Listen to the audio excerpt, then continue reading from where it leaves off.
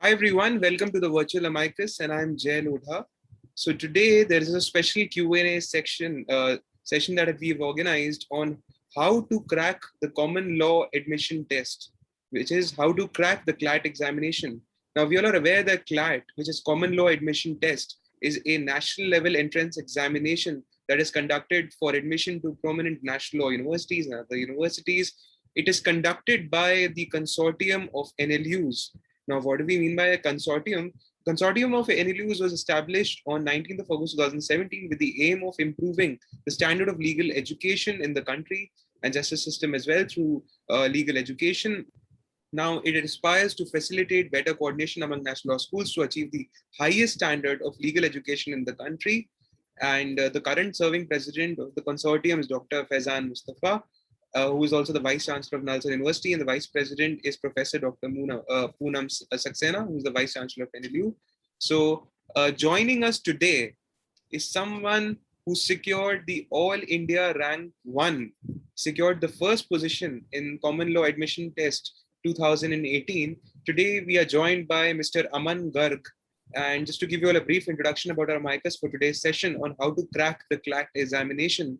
Aman Garg is a fourth-year BA LLB honors student at National Law School of India University, which is NLSIU Bangalore.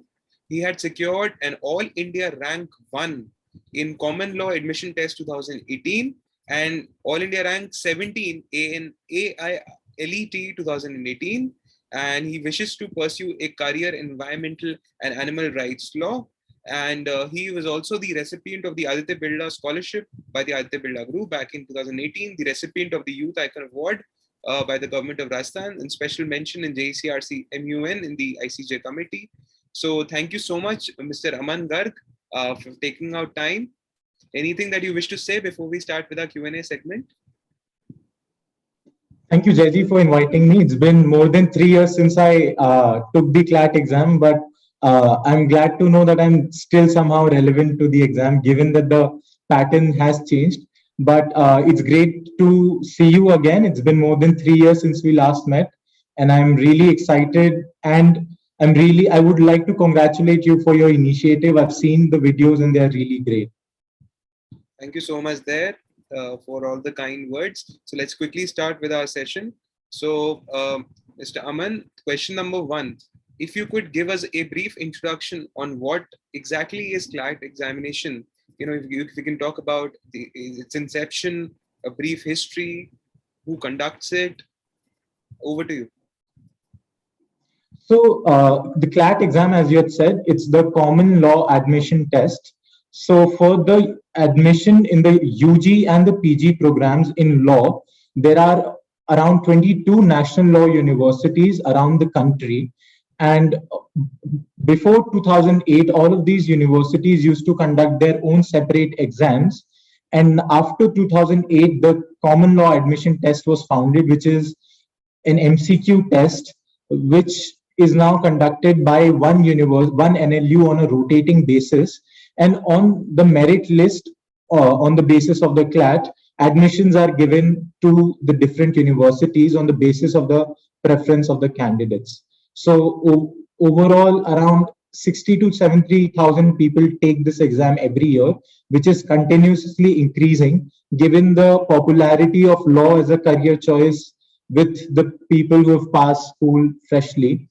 And personally, for me, CLAT has been a wonderful exercise, not only because I could crack it with flying colors, but at the same time, the whole process of preparing for it and taking it has been a great one for me personally, given that the subjects that are asked there contribute so much to one's personal growth is what I feel.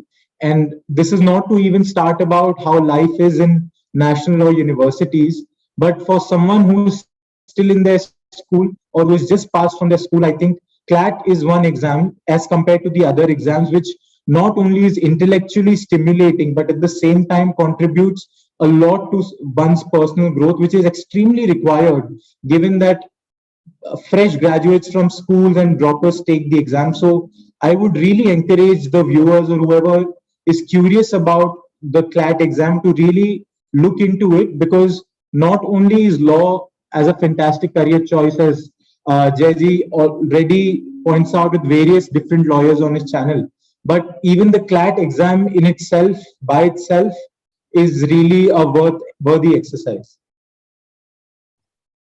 Thank you so much there, Mr. Garg. Now coming to our next question. What is the basic eligibility criteria for appearing or writing the CLAT examination? So, talking about the undergraduate level, the basic criteria is for someone to have passed their 12th examination, board examination, with minimum 45% marks. And there is no age limit now. And as far as I know, there are no number of attempts as well. So, people who are in their 12th standard can prepare and fill the form, and after their board exams can take the exams, and the droppers can retake the exam as well. So the only eligibility criteria is for you to have passed your 12th standard exam for the undergraduate level. Yes. All right, moving forward. If you could elaborate on the structure of the examination in terms of how many number of papers is a candidate required to attempt, the subjects that are covered in it, or the examination pattern, if you could throw some light there. So it's an MCQ based exam in which there are 150 questions. Earlier in my time, there used to be 200 questions, but that was reduced to 150 questions 2 years later. And there's only one paper. It's conducted annually, and it's for 2 hours on the second Sunday of May every year. Now, for the past 2 years, two times it has been delayed because of COVID, but in normal times, it's usually held on the second Sunday of May, which is usually after the board exams are done for most of the students who are taking their board exams as well. Now, coming to the structure of the exam, there are 5 subjects which are asked. They are English, general knowledge, legal reasoning, logical reasoning, and data interpretation, which is similar to math. So, as far as I remember, legal and GK constitute the most number of questions that are there, and there is negative marking on 0.25 marks and positive marking of 1 mark for each correct question. So that's your broad structure of the examination, of it being an MCQ based 2-hour exam held annually with 5 different subjects. We can discuss the subjects later, but this is the broad overview of the exam.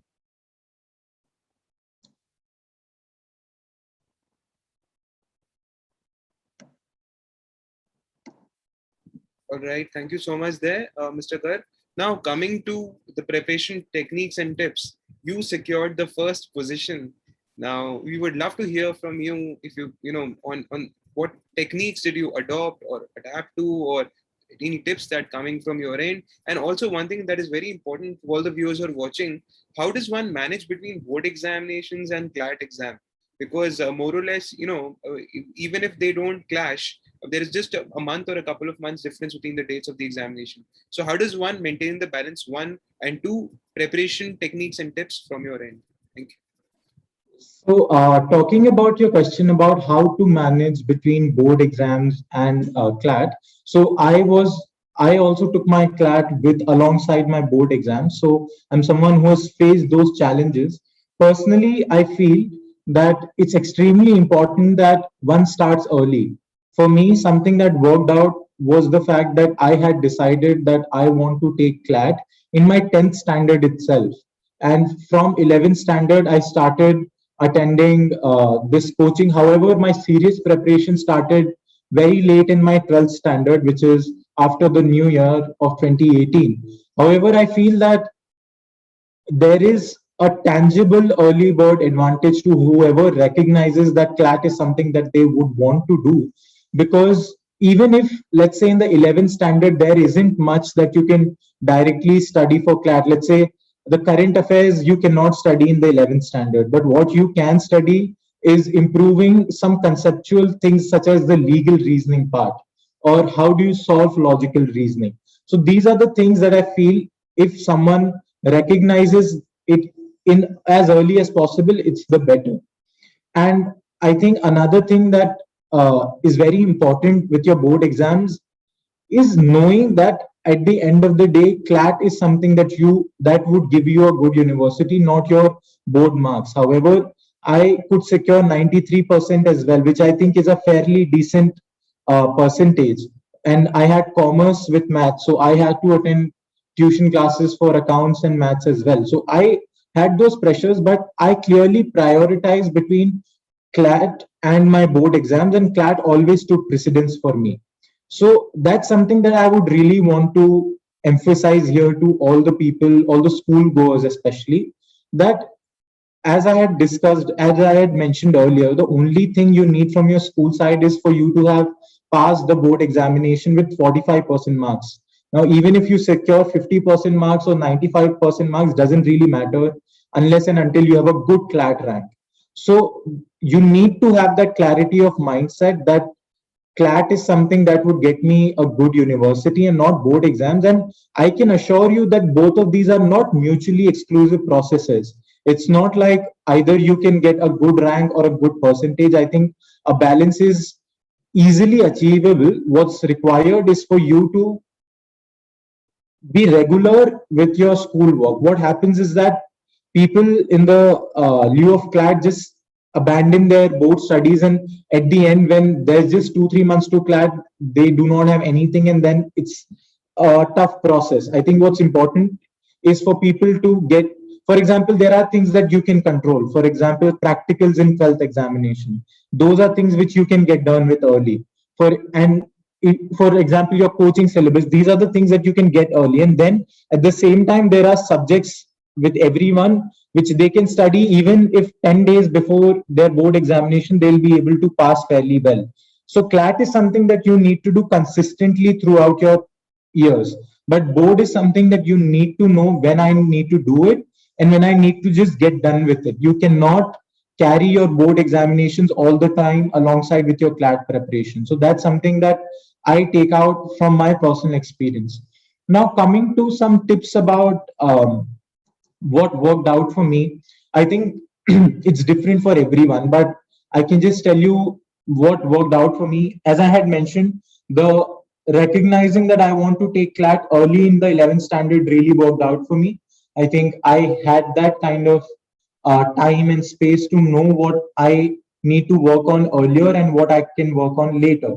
For example, mastering the legal section was something that took me quite some time to get my grip over. So given that I had that kind of time, so I could uh, study the theory in detail. I could look at the past year papers. I could look at the coaching section because I had that kind of time. So that's something for people who are still in their 11th standard or 12th standard. Now, for people who are dropping, I think I wasn't a dropper, so I wouldn't know exactly, but I think you droppers would have that advantage of having the singular focus on CLAT, and that's something that everyone should exploit. Do not leave any prep for CLAT for the last months, because the quality and the cutting edge doesn't really come. You need to be consistent, and I can say it with complete authority that CLAT isn't as tough as other exams. I mean, I have seen other people preparing for, let's say, JEE or NEET, but at the same time you cannot discount the effort, the consistent effort that one needs to put through in and throughout. Get up, know what you have to do today. Do not count the number of hours you have to study. Just count the number of topics that you have to study. Take mock exams. I think I took upwards of 100 mocks during my prep strategy. So mocks for me is like a litmus test of how you're doing. Some people just take mocks and forget about them. I think that's also not a good thing. You need to take mocks with utmost seriousness and then analyze them with the same seriousness to know where you're going wrong, identify patterns, strengthen your strong areas, and work on your weak areas. And then at the same time, it's also extremely important, and I would really like to emphasize this, is that this is something that I would come to later as well, but have a good study group, because the pandemic has forced everyone to be isolated, but hopefully things will change. But I think I was fortunate enough to have that kind of environment where I had 5 to 6 people who were as passionate about CLAT and as I was, and they consistently pushed me. And thankfully, For example, the All India ranks 1, 2, 3. All of us were from the same group. Were from the same group. There were other two people who made it to the NLS in my same year, and then there was one who made it to Nalsar as well. This is all to say that it's extremely important that you have a group of people, you have good mentorship. Whichever coaching you join, it doesn't really matter. There are hundreds of students at each and every coaching, but they would focus on you if you show them that effort. So it has to come from the student. And looking back, I can tell you that it's worth it. It's worth each staying up each and every night. It's worth it to put in those hours and hours of effort, because the quality of education that you're fighting for is really up to that level. And yeah, so overall, that was my view on balancing boards and the personal tips looking back. Yeah. So according to you, if I may sum it up, then it is these groups that are very important so that you can draw inspiration from them. There need to be mentors who guide you in the form of friend circles that you are in. And it's not just about joining any coaching center, but it's about how much effort you put in there. That is what makes all the difference. So it could be any coaching center for that matter. Now, coming to our next question, now obviously we won't delve into when and where this examination is held because everything is available to all the viewers who are watching on the website about the dates, where are they notified and what are the centers. So that we don't need to delve into because everything is available on the CLAT website. Now, coming to our next question, is there any limit to the number of attempts and how does one choose between, let's say, National Law School A to National Law School B, Jodhpur, Hyderabad, Nalsar, and are they automatically allotted as per your rank in the CLAT examination, or are you given an option to opt or choose between different national law schools? How does this allotment take place? So, first, to answer your question quickly, I do not think there is a cap on the number of attempts, not that I have heard of. And coming to number one, how do you choose between colleges? So the way that CLAT works is while you're filling the form for the CLAT, they would ask you for your preference for the 22 universities as to how I prefer university A, B, C, D. And then according to your rank, for example, when the allotment process takes place, the All India rank 1 will be allotted their first preference, and it goes for everyone rank wise. So the whole allotment procedure depends on your rank. Whoever's the highest rank, according to the number of seats or the applicable reservations, they will be allotted a seat. There are 5 counseling lists. So after the first counseling list, you have the option to accept and lock your seat. You have the option to accept and upgrade, which is that provisionally I'm accepting this seat in this university, but if there's a vacancy in a university that's higher on my list, then I would be upgraded, and you have an option to opt out. So that's how the allocation procedure goes on. Now, coming to how does one fill in their preference? I think there are 2 3 broad criterias. Number one, there are multiple rankings and multiple lists available on all coaching centers, because which are further based on the year of inception as to how old the university is, what is their legacy, how their placements, how many students there are, what are their rankings. For example, there are India Today rankings, NIRF rankings. So a lot of them overlap, and then a lot of coaching centers as well provide you with good uh, templates. So that's one. But another factor that works for a lot of people is locational preference. Given that there are 22 national law universities, a lot of people, even though one university might be a little down the list because it's in the same state or somewhere more convenient, the choice is upon them to put it accordingly. But my advice is that do not really do many changes with the list. I think the list which is popularly available should be regarded as it is. However, you do have the choice of making changes, but I feel that one should be rather open to new possibilities. I think it's good to go to a better university rather than to stick to some locational preferences. I think on a personal note, it's very important to go out of your hometowns, get that exposure, because that's what it's all about.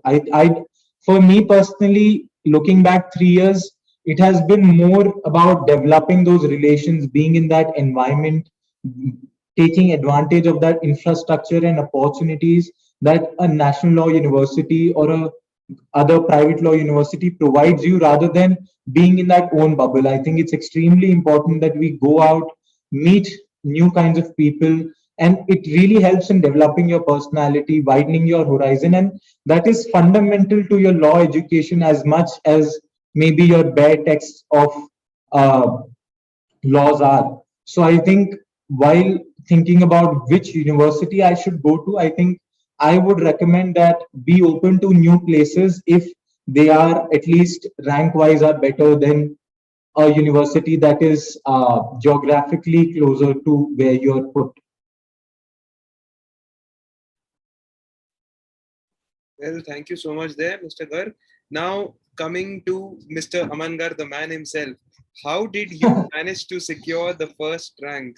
Do you aim to secure the first rank? Was it one of your goals, or was it simply to crack the CLAT examination, do well, pass with flying colors?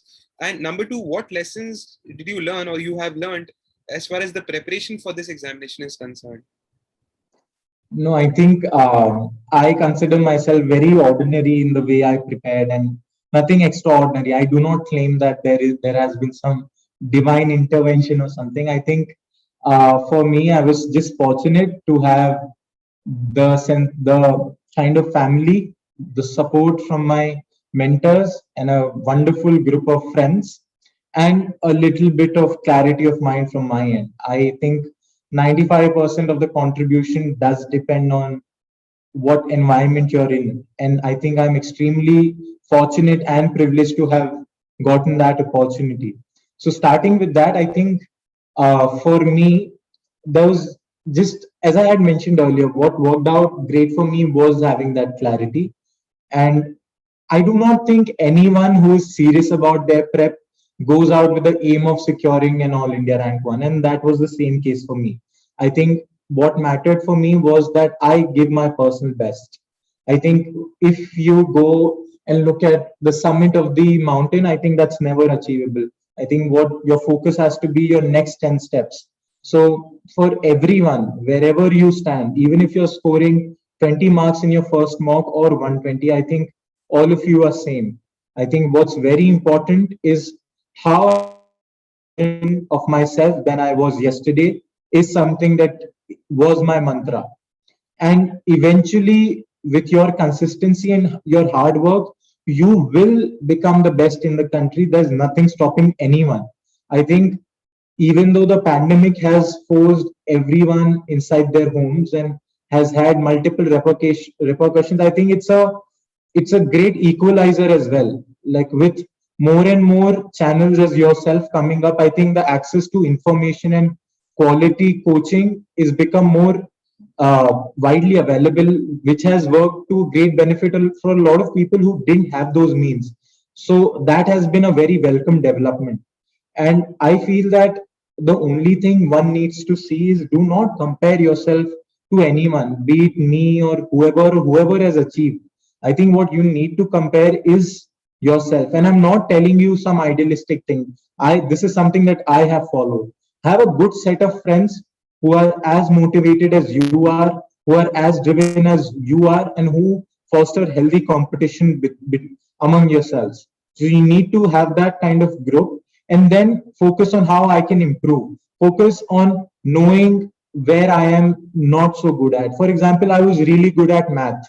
So that's somewhere that, for example, when I used to take my mock, that was the second section after GK that I would attempt because I had that kind of advantage there. So CLAT is an exam because of the varied kinds of subjects and the questions that are asked. Each and everyone will have their different strengths and their different weaknesses. I think what's very important for each and every aspirant is to know what works well for them, is to know which section should I attempt first, is to know which sources of GK are more comprehensible and accessible for me, is to know how I go about approaching English as a subject, because has been a great barrier for a lot of students.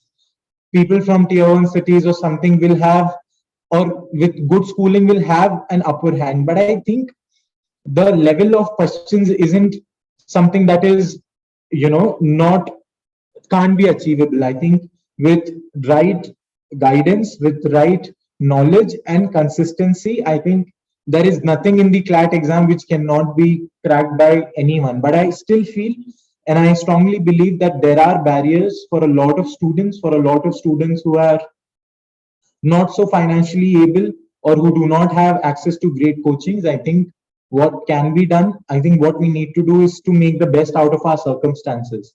And what can be done in those scenarios is there are a lot of good YouTube channels, a lot of good open source materials that are available. All of your past year papers are available. I think what needs to be done is to make the best of what you can and then see where you are going. I think take mocks, be confident, and then just keep making a better version of your own self rather than aiming for the mountain or aiming for the rank one. That doesn't really work. I think that's unrealistic. Another thing, just to add before I forget, is always take backup, always have your plan Bs. I have seen a lot of people who were performing well in their mock exams and then they thought CLAT was enough, but it's not. Anything can happen. You might have a bad day, you might not be able to write the exam. So you shouldn't have to waste your whole year just because you didn't fill other exams. There are other exams, for example, ALET, which is conducted by National Law University, Delhi. There is Jindal's LSAT, then there is Symbiosis SLAT, then there is Maharashtra's MHCT, there's CRITE University. There are multiple universities offering good different law education, and they have their own separate law entrance exams. So I would recommend at least for everyone to take 2 to 3 law entrance exams apart from CLAT. CLAT alone is not sufficient, and the good thing is that the syllabus is pretty much the same. So the preparation doesn't really multiply, but at the same time, it's extremely important that you have your backups. Right. Thank you so much there for this elaborate and informative response. Now, coming to the most important topic, about mental health of aspirants, and I really wanted to speak about mental health part and how does one keep the right attitude, the peace of mind during preparation, and also CLAT examinations during the pandemic. Do you think that there have been any changes in the pattern of the examination, or does it continue to be the same? Will it be virtually? So will the students have to appear virtually in order to write the examination, or will they have to report to centers? So this year, given that the pandemic had somewhat subsided, it eventually was offline. But nothing can be said for the next year because who knew it would drag so long? But I think I really coming into this talk, this is one aspect that I really wanted to speak about. I think everyone will get a lot of tricks and tips how to crack certain sections of the exam, but one thing which I feel is not adequately covered is the mental health aspect of aspirants. I think starting from the pandemic, it hasn't been kind to anyone. A lot of us have lost family members. A lot of us have been caged inside our homes for the past 1.5, 2 years. And it hasn't been a pleasant experience. And it has been even more unpleasant for students who have a very important uh, career question in front of them. I think when you have something as an entrance test which might decide where you go, the stakes are much higher, and for that to be in a pandemic situation has not been uh, easy for anyone, especially for aspirants. Be it the erratic sleep patterns, be it the lack of social interaction, be it the lack of physical activity, exercise, the lack of leisure activities. I think it has been, and I have interacted with multiple students, and it hasn't been kind for anyone, especially for teenagers right after their school, missing out on their final school years. I think it has been incredibly tough. And this is something that one needs to be very, very careful of. Not only the students, but their caretakers, their guides, their mentors, their family members really need to focus not only on good coachings, but also good mental well being. I feel that I remember on my CLAT day, 13th May 2018, I got this message from my coaching saying that your success in this exam does not really depends 10% on how much you know, but depends 90% on how you react to the circumstances. So the whole, I feel that it's equally and even more important of what kind of an attitude, what kind of a mental headspace a person is. Dealing with loss of family members and dealing with being inside your homes for the past 18 months has been cruel for everyone, and hopefully it will not be the case for our juniors now. But I think it's very important that one caters to this aspect. Like, if you are not in a good mental headspace, it will not be possible for you to excel in the exam. And I think we need to give more recognition and importance to this, and it starts with talking about it. I think it's extremely important for us. Like, we can do whatever the best there is. If it's an online setup, talk to people that you're comfortable with, talk about your anxieties, talk about how you feel that the most important, let's say, event of your life, which is your entrance test or whatever is happening, and you feel you're not adequately prepared. Talk about it. I think a lot of time we put a lot of pressure on ourselves as aspirants, and that's something that can be held when we talk to people with whom we are comfortable, when we talk about our anxieties, our stress points, our the uncertainty of this whole situation, and talking a sort of placation of these stresses and anxieties goes a long way in helping a student rather than providing them some tips and tricks. So whoever it is, it can be anyone, just talk to them. I think any conversation on mental health starts with talking, starts with recognizing, and starts with this whole kind of taboo around it. There is this whole sense of, oh, I cannot talk about my feelings, or I have to appear tough. You need to talk. I think you'll be better, even from a CLAT perspective or career perspective. You'll be better if you are someone who is speaking to people, who has that kind of support system. Do things which make you happy. For example, in my prep days, I used to play Ludo with my mother, or I am someone who loves playing sports. Or even now, when law school gets too tough to handle, I go play with the street dogs, or whatever makes you happy. I think it's extremely important that we maintain a good work life balance. And even though I might sound extremely let's say serious about it, but it's applicable for anyone, for everyone, for even if it's a school going child, a undergraduate student, a professional, whoever. It's very important that you do things which make you happy. And fortunately, CLAT is not an exam which will ask you to study for 12 hours. I don't think any exam can be meaningfully cracked like that. But just limiting our conversation to CLAT just requires you to have that clarity of mind as to where you're good at, what you're not good at, and what you need to do. And you have a lot of time to do things which make you happy. Go play, like have some quality time with your family, whatever. Like, just recognize that it is important for you to be in a good headspace for you to even perform. And I think it's very important to know why you're doing this. I think a lot of times people just take CLAT or any other career choice just because their peers are doing it, or it's in fashion or something like that. I feel that it's extreme. The motivation from inside will not come unless you're very interested in what you're aiming to get. Like, if you and I'm sure Jayaji will be able to tell you more how rewarding law as a career is, or why someone should take, and the kind of guests that you've been inviting on the channel. I think it's extremely important that you acquaint yourself as to what you're achieving for, because unless you have that conviction that this is something I really want to do with my life, that conviction will not come on your day-to-day practice for CLAT or for anything that you want to do. So have that kind of clarity that why am I doing, what am I doing? Have a very, like, regular sleep patterns, regular nutritional exercise patterns are very important. I think these are things which are often overlooked. And I feel that it's extremely important that you recognize what's important. You recognize that you are an individual with a certain set of emotions, which is independent of what your career is. Give yourself that kind of love and affection that each and every one of us need. And for that, even for CLAT wise and for you personally, very important to have, I'm emphasizing this again and again, have those friendships, have those relationships with people. Like the pandemic has made it tougher, but we need to do our best in whatever circumstances we have. So these are my overall, like I feel that just recognize that you are an individual independent on how you perform in CLAT.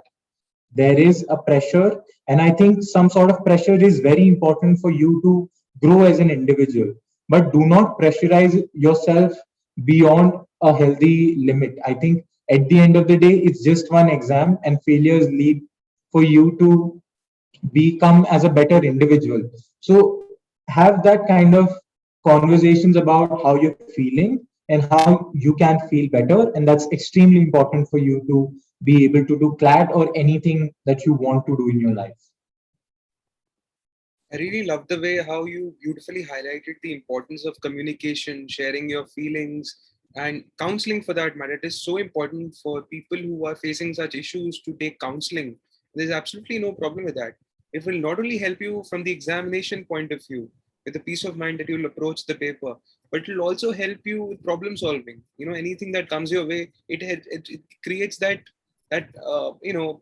space and that peaceful atmosphere around you, wherein you can have a better solution to a problem. So that communication, that conversation that you need to initiate is so very important, and at the same time to share your feelings as well. So one last question, if you can talk about life in law school and the opportunities that are provided, in national law schools to students. I think that's a great question, and I feel that's something that I would want to cover briefly as something that the aspirants can take as motivation. I feel that it has been for me a life-changing experience, honestly. From what I was, not only intellectually, but how I was as a person, how sensitive I was to different people and their own set of identities, the kind of knowledge, the in depth of personality, all those things have multiplied because I was in such a plural and diverse space, such as law schools. And that's something that I really love about uh, at least my college, and I know all other colleges as well, is that you'll have great infrastructure, you'll have qualified, well renowned people there to guide you. You'll have the world's opportunity to pursue whatever you want. Like coming into law school, I was coming with a passion and love for animals, a love for the environment.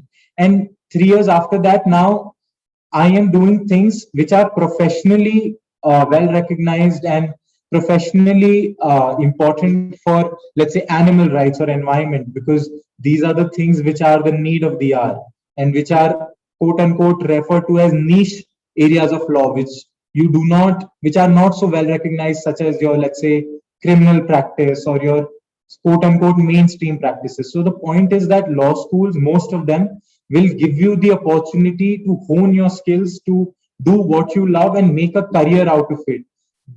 And at the end of the day, what it comes down is how you are as a person, more important than whatever accomplishments that you can get. All of them are fine, but I feel that law schools as spaces are really good at promoting and giving you those opportunities to interact with people who are not as who are not from the, let's say, the same place as you are, or who have had a different upbringing.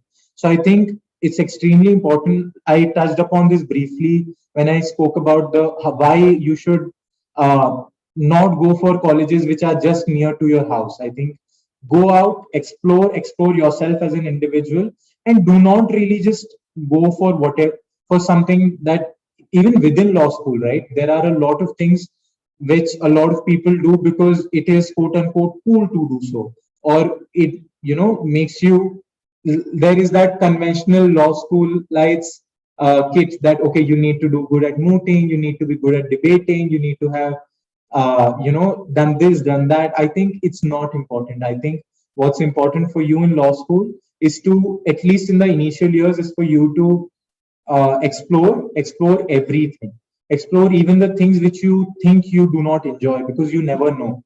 And then for the latter years you can build upon things which are extremely important to you as an individual. So I think like just someone who has been through the CLAT process, and to an audience which is ruminating about the CLAT and whether to take it or not, I think it's definitely worth it. I think it's worth a journey, and it's worth the destination as well. And it's not that difficult as it looks to be.